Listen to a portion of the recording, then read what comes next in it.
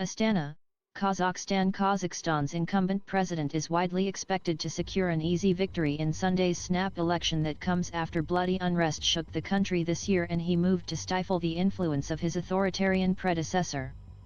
5 candidates are on the ballot against President Kassym-Jomart Tokayev. With a short campaign period that began in late October, they had little opportunity to mount significant challenges.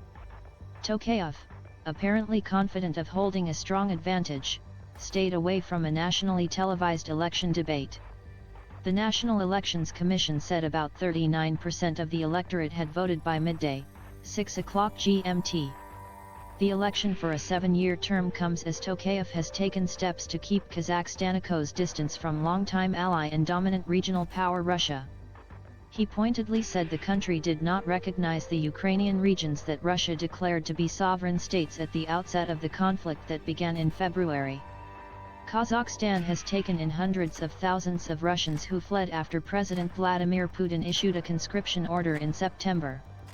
When Tokayev became president in 2019 following the resignation of Nursultan Nazarbayev, he was widely expected to continue the authoritarian course of the man who had led the resource-rich country since it gained independence from the Soviet Union.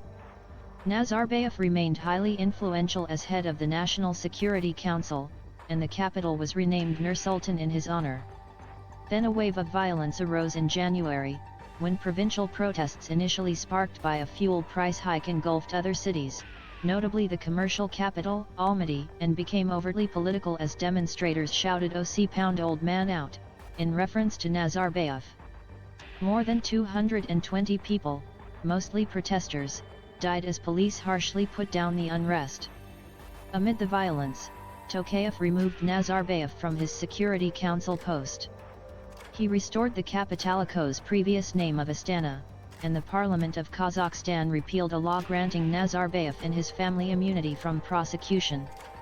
One of Nazarbayev's nephews, Kare Sadi Baldi, in September was sentenced to 6 years in prison for embezzlement.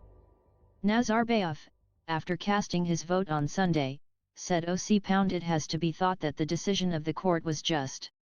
Tokayev later pushed through reforms that included strengthening the parliament, reducing presidential powers and limiting the presidency to a single 7-year term meaning he could stay in office until 2029, if he wins Sunday Oko's election.